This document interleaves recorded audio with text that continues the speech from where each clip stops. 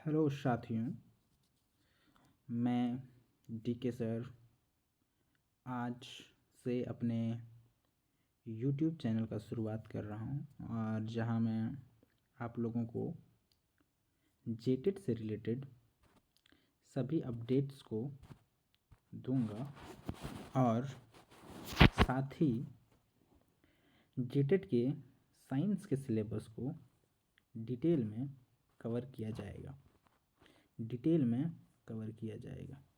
Science के syllabus में जो भी चीज़ें आपकी आती है, फिर चाहे वो साइंस का कोई भी न्यूमेरिकल हो या कोई भी आपका थ्योरी हो, बिल्कुल डिटेल में एक्सप्लेन किया जाएगा, हिंदी और इंग्लिश दोनों में ही। यहाँ हम बाइलिंगुअल में पढ़ेंगे। आज का जो हमारा क्लास रहेगा उसमें हम सिलेबस के बारे में जानेंगे कि आखिर साइंस जो है जेटेट का, उसमें कौन कौन से चैप्टर से प्रश्न पूछे जाते हैं।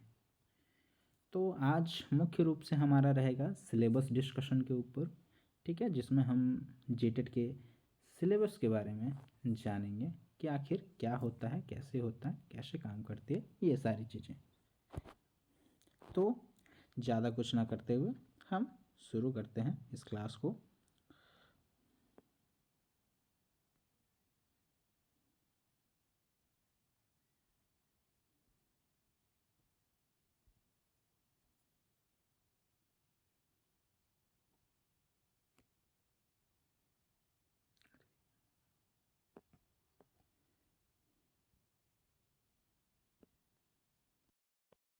तो शुरू करते हैं, आगे बढ़ते हैं।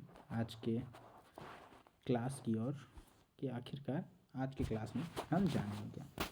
तो जेटेट का जो सिलेबस है उसमें सबसे पहला टॉपिक आपका आता है कि मोशन, जिसको हिंदी में हम कहते हैं गति। कि आखिर ये गति है क्या, आइए इसके ऊपर क्या क्या प्रश्न पूछे जा सकते हैं। तो आइए हम इसके टॉपिक के बारे में जानते हैं कि आखिर क्या क्या टॉपिक से क्वेश्चन पूछे जाते हैं, कि आखिर क्या क्या टॉपिक से आ सकता है। पहला है गति का डेफिनेशन से आ सकता है आपका प्रश्न। दूसरा है आपका कि आखिर अगर हम डेफिनेशन की बात करें तो डेफिनेशन है क्या, इस बारे में हम लोग जानेंगे कि गति का डेफिनेशन क्या है, उसकी परिभाषा को हम जानेंगे कि आखिर गति क्या है। उसके बाद बात आती है उसके प्रकार के बारे में, उसके टाइप के बारे में हम जानेंगे, उसके टाइप्स ऑफ मोशन के बारे में हम जानेंगे, पहले तो उसके डेफिनेशन के बारे में जानेंगे, फिर उसके हम टाइप्स के बारे में जानेंगे, जिसमें हमारा रहेगा सरल रेखीय गति, फिर हमारा रहेगा वृत्तीय गति, फिर हमारा रहेगा आवर्त गति। सरल रेखीय गति जब कोई वस्तु सीधी रेखा में चलती है, वृत्तीय गति किसी एक बिंदु को केंद्र मानकर उसके चारों ओर गति करना, वो वृत्तीय गति कहलाती है। वहीं आवर्त गति की बात कही जाए तो किसी एक बिंदु को केंद्र मानकर उसी बिंदु के बार बार आगे और पीछे होने की गति को हम आवर्त गति कहते हैं। इन सारी चीज़ों के बारे में हम इसमें जानते हैं और पढ़ते हैं। साथ ही अगर दूरी की बात कही जाए तो दूरी में हम क्या जानते हैं, हम दूरी में जानते हैं कि किसी भी वस्तु द्वारा तय किए गए पथ को हम क्या कहते हैं, उसका डिस्टेंस कहते हैं, यानी दूरी हम कहते हैं, ठीक है। और वैसे ही देखा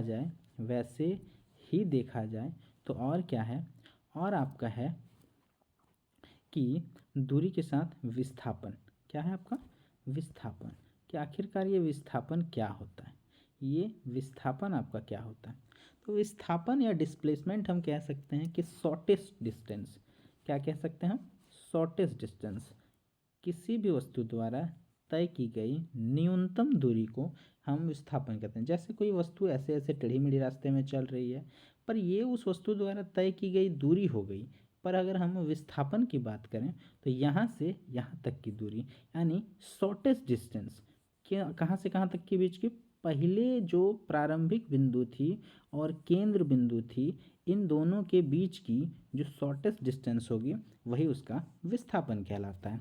वहीं अगर हम चाल को देखें तो चाल क्या होता है, तो प्रति इकाई में तय की गई, मतलब प्रति इकाई में तय किए गए दूरी को हम चाल कहते हैं। तय किया गया दूरी को चाल कहते हैं, या तय किया जाने वाली दूरी की जाने वाली दूरी को चाल कहते हैं। हम उसे किसी भी तरीके से बोल सकते हैं। अगर वेग की बात कही जाए तो वेग में हम समझ सकते हैं कि कोई भी वस्तु जो है वो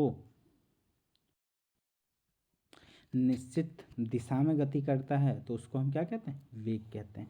यानी जब कोई वस्तु जो है वो किसी निश्चित दिशा में, जैसे उसमें डायरेक्शन दिया हुआ है, जैसे उत्तर की ओर राम चल रहा है, उत्तर की ओर राम चल रहा है, राम गति तो कर रहा है, पर यहाँ पे हम क्या कह सकते हैं कि उसी को हम वेग कह सकते हैं। यानी हमें यहाँ क्या दिया गया है, दिशा भी दिया गया है। क्या दिया गया है हमें, दिशा दिया गया है, दिशा दिया गया है। यानी जहाँ दिशा दिया हुआ रहे उसको क्या बोलेंगे हम, वेग बोलेंगे, वेग बोलेंगे। उसके बाद क्या आता है, तो उसके बाद हमारा आ जाता है त्वरण।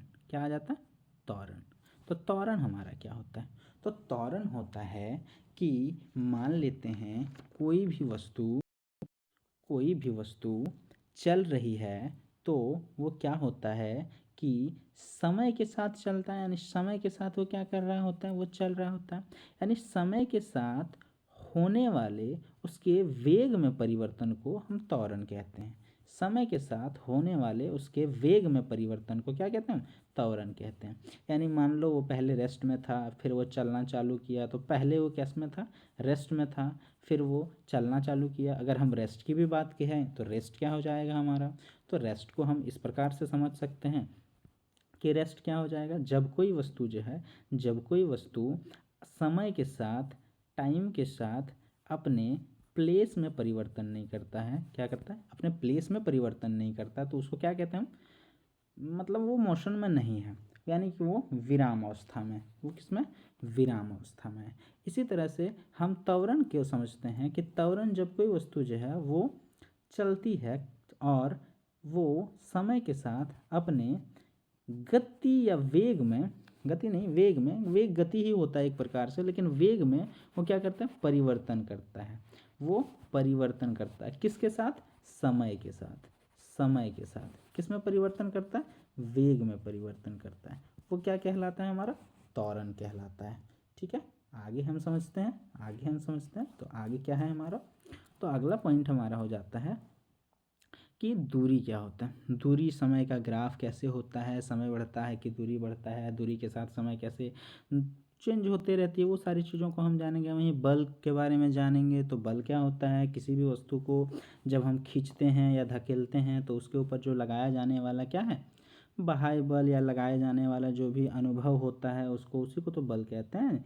ये संपर्क बल, जैसे संपर्क बल हम कह सकते हैं, क्या घर्षण बल को हम संपर्क बल कह सकते हैं, या हम असंपर्क बल कह सकते हैं, जैसे ग्रेविटेशन को हम असंपर्क बल कह सकते हैं। इसी तरह से बल, तो बल एक तरह से हम ऐसे समझ सकते हैं कि किसी भी वस्तु पे घिंचाव या धकेलने की जो अपेक्षा करती है या जो महसूस होता है वो बल कहलाता है। एक तरह से हम ऐसे भी समझ सकते हैं। ठीक है, यानी बल का जब डेफिनेशन देखेंगे तो बल के बारे में हम जानेंगे। फिर न्यूटन का हम लॉ के बारे में जानेंगे कि न्यूटन ने अपने क्या क्या दिया है, इनर्शिया का लॉ दिया है, मोमेंटम दिया है, प्रेशर दिया है, घर्षण दिया है। तो न्यूटन का जो लॉ है तीनों, वो क्या है। अब इनर्शिया में देखा जाए तो इनर्शिया में उन्होंने लॉ दिया है, जिसको फर्स्ट लॉ को ही बोला जाता है, इनर्शिया ऑफ, मतलब न्यूटन का लॉ ऑफ इनर्शिया बोला जाता है, या न्यूटन का पहला नियम बोला जाता है। वो हम संवेग को फिर जानेंगे। ठीक, संवेग को जानेंगे, फिर हम दाब को भी जानेंगे, या हम घर्षण को भी उसके बाद जानेंगे। ऐसे ही हम अलग अलग चीज़ों को जानेंगे आगे आने वाली क्लासेस में। ठीक है, अब अगला अगला चैप्टर हमारा हो जाता है। तो अगला चैप्टर हमारा क्या है, work energy and power. Work energy and power यानी कार्य, ऊर्जा और शक्ति। कार्य क्या होता है, कार्य क्या होता है, फिर एनर्जी क्या होता है, गतिज ऊर्जा क्या होता है, स्थितिज ऊर्जा क्या होता है, ऊर्जा संरक्षण के नियम को हम जानेंगे, शक्ति को हम जानेंगे, ऊर्जा की व्यावसायिक इकाइयों को हम जानेंगे, सरल संख्यात्मक प्रश्नों को जानेंगे। इसके ऊपर जो भी प्रश्न बनते हैं उन प्रश्नों को हम क्या करेंगे, सॉल्व करेंगे।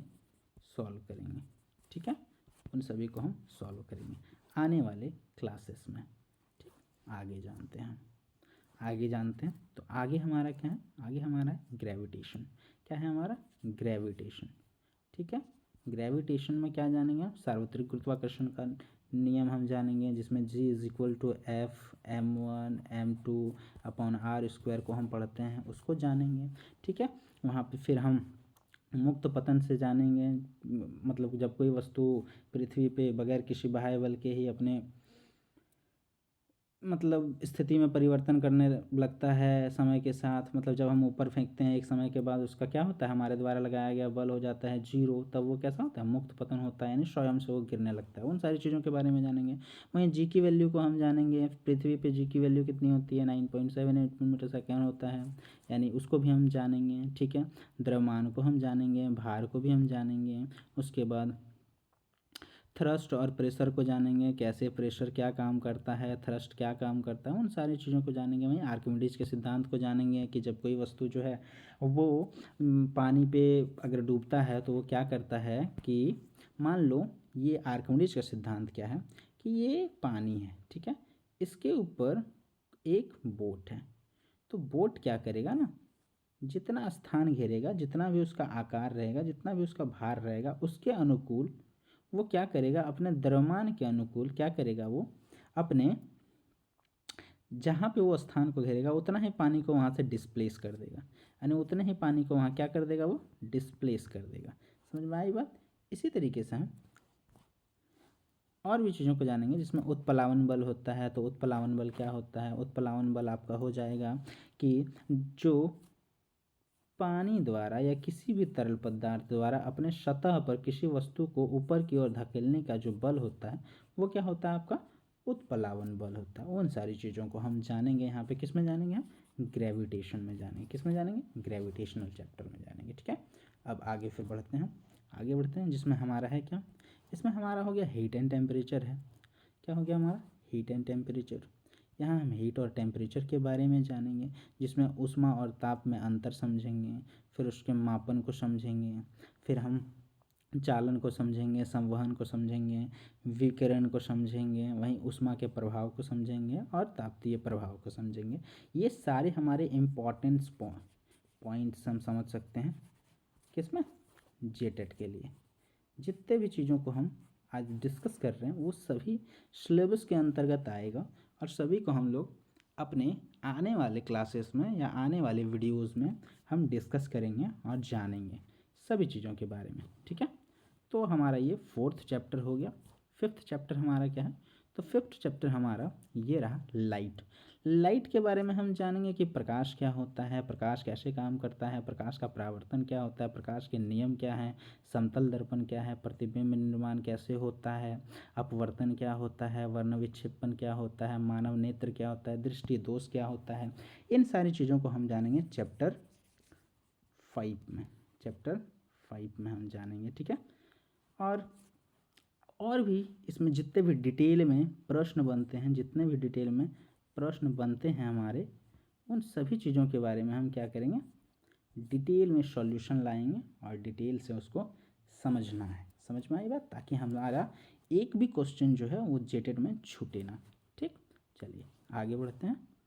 आगे हमारा 6th चैप्टर है साउंड के बारे में हम जानेंगे, क्या कि तरंग जो होती है वो ध्वनि तरंग के रूप में कैसे होती है। ठीक है, ध्वनि का उत्पत्ति कैसे होता है, ध्वनि का संचरण कैसे होता है, या हम समझ सकते हैं तीक्ष्णता के बारे में समझेंगे, तीव्रता के बारे में समझेंगे, गुणवत्ता के बारे में समझेंगे, और वहीं श्रव्य और अश्रव्य ध्वनियों के बारे में समझेंगे कि कितने फ्रीक्वेंसी तक हम लोग सुन सकते हैं ध्वनि को, कितने फ्रीक्वेंसी तक सांप सुन सकते हैं, या हम कौन सा सुन सकते हैं, कौन सा नहीं सुन सकते हैं। ध्वनि की जो गूंजने की जो आवृत्ति होती है उसका टाइम ट्रैवल जो होता है वो टाइमिंग कितना होना चाहिए, 1/10 होना चाहिए। तब जा कर के वो क्या होता है, वो साउंड गूंजता है। उन सारी चीज़ों के बारे में प्रतिध्वनि इसी यही ये जो आपका हो गया ये हो गया 1/10 होना चाहिए। किसी भी डिस्टेंस यहाँ से यहाँ तक समय को आने में, एक ध्वनि को जब यहाँ से आता है तो यहाँ से लौटने में उसको उसके समय का लगभग 1/10 होना चाहिए उसके समय का। ठीक है, चलिए आगे बढ़ते हैं। फिर अब समय के साथ अब हम अपने अगले चैप्टर में आते हैं। अब इस अगले चैप्टर में हम समझेंगे कि इलेक्ट्रिसिटी क्या है और मैग्नेटिज्म क्या है। तो मैग्नेटिज्म तो सभी कोई जानते हैं, इसी के बारे में हम, और नहीं भी जानते हो तो जब हमारा क्लास होगा, जब हमारे वीडियो आएंगे आने वाले समय में, तो उसमें हम सारी चीज़ों को डिस्कस करेंगे, जिसमें हम क्या पढ़ेंगे, विद्युत धारा के बारे में पढ़ेंगे, विद्युत परिपथ के बारे में पढ़ेंगे। परिपथ से मतलब ऐसे ऐसे जो कोयल रहता है, कॉइल में हम पढ़ेंगे कि लूप क्या होता है, पिच क्या होता है, पिच को कैसे निकालते हैं। या ये अगर हम देखी जाए तो यहाँ पे जब धारा प्रवाहित होती है तो इसमें क्लॉकवाइज और एंटी क्लॉकवाइज पे नॉर्थ पोल और साउथ पोल कैसे बनते हैं, कैसे इसमें चुंबकीय प्रभाव आते हैं, या उसका मैग्नेटिक लाइन कैसा होता है, वो सारी चीज़ों को हम जानेंगे। ओम्स लॉ को हम जानेंगे, प्रतिरोध को हम जानेंगे, धारा और ऊष्मा प्रवाह को जानेंगे, चुंबक के चुंबकीय क्षेत्र को जानेंगे, विद्युत चुंबकीय प्रभाव को जानेंगे, चुंबक के उपयोग को जानेंगे कि आखिरकार चुंबक का उपयोग क्या है, उसको कहाँ पे काम में लाया जाता है। उन सारी चीज़ों के बारे में हम किस में जानेंगे, चैप्टर 7 में जानेंगे, जो कि समय के साथ साथ हमारा आगे बढ़ता रहेगा। अब अगला हमारा आता है क्या, तो सोर्स ऑफ एनर्जी। आखिरकार एनर्जी का सोर्स क्या है, उन चीज़ों के बारे में जानेंगे, जिसमें नवीकरणीय ऊर्जा के बारे में जानेंगे, और नवीकरणीय ऊर्जा के बारे में जानेंगे, सौर ऊर्जा के बारे में जानेंगे, पवन ऊर्जा के बारे में जानेंगे, वहीं तापीय ऊर्जा के बारे में जानेंगे, नाभिकीय ऊर्जा के बारे में जाएंगे, और बायोस गैस के बारे में जानेंगे, वहीं लाभ और हानि के बारे में जानेंगे कि इन सभी से होने वाले लाभ क्या हैं और हानि क्या है। इन सभी से जो भी चीज़ें होंगी, जो भी प्रश्न बनेगा, उन सारी चीज़ों को हम आने वाले क्लासेस में डिस्कस करेंगे। ठीक है, चलिए आगे बढ़ते हैं। आगे हमारा है कि 9वें चैप्टर में मेजरमेंट एंड यूनिट के बारे में, या यूनिट एंड मेजरमेंट को हम पढ़ेंगे, जिसमें हम भौतिक राशियों के बारे में जानेंगे, एसआई मात्रक के बारे में जानेंगे, लघुत्तम गणना के बारे में जानेंगे, मापन त्रुटि के बारे में जानेंगे, कैसे कैसे किसका क्या होता है। वहीं इसी में हम डायमेंशंस के भी बारे में जानेंगे। ठीक है, विमाओं के बारे में, ठीक है, वो भी हम इसी चैप्टर में जानने वाले हैं। उसके बाद आखिरी का हमारा चैप्टर आ जाता है फिजिक्स पेडागोजी, कि फिजिक्स के पेडागोजी से क्या क्या प्रश्न पूछे जा सकते हैं, उन सारी चीज़ों पे हम डिस्कस करेंगे, जिसमें आपका आ गया भौतिक अवधारणाओं का शिक्षण, सीखने की कठिनाई, वहीं गतिविधि आधारित शिक्षण, या प्रयोग एवं प्रदर्शन विधि, मूल्यांकन, ब्लूम का वर्गीकरण, या शिक्षण सहायक सामग्री एवं प्रयोगशाला सुरक्षा। इन सारी चीज़ों के बारे में हम आने वाले क्लासेस में डिस्कस करेंगे। तो आज का क्लास यहीं पे, या आज का जो वीडियो है वो यहीं पे हमारा एंड होता है, और उम्मीद करते हैं आने वाले समय में जो भी हमारे क्लासेस आएंगे या वीडियोस आएंगे, आप सभी कोई उसको ध्यान लगा के देखिएगा, और अपने सिलेबस को कंप्लीट करने में हमारा क्या करिएगा, बिल्कुल मदद करिएगा। और मदद से मतलब हमारा यह है यहाँ पे कि हम जो भी टॉपिक को यहाँ पे कवर करेंगे, उन सभी को आप क्या करेंगे, बारी बारी से रिवाइज़ करेंगे और साथ ही उसको पढ़ते रहेंगे, ताकि हमारा क्या होगा, उससे वो बिल्कुल क्लैरिटी के साथ चैप्टर हमारे दिमाग में आके घुस जाए, और साथ ही जब एग्ज़ाम हो तो हम बिल्कुल पूरे डिटेल में उसको सॉल्व कर पाएँ एग्ज़ाम हॉल में जा कर के। ठीक है, उम्मीद करता हूँ आपको वीडियो पसंद आया होगा, और साथ ही यह भी उम्मीद करता हूँ कि अगर आपको अच्छा लगे या इस चैनल से जुड़ना चाहते हैं तो हमारे चैनल को सब्सक्राइब करें और सपोर्ट करें, साथ ही आप अपनी पढ़ाई को जारी रखें। धन्यवाद। आज का क्लास यहीं पे ख़त्म होता है।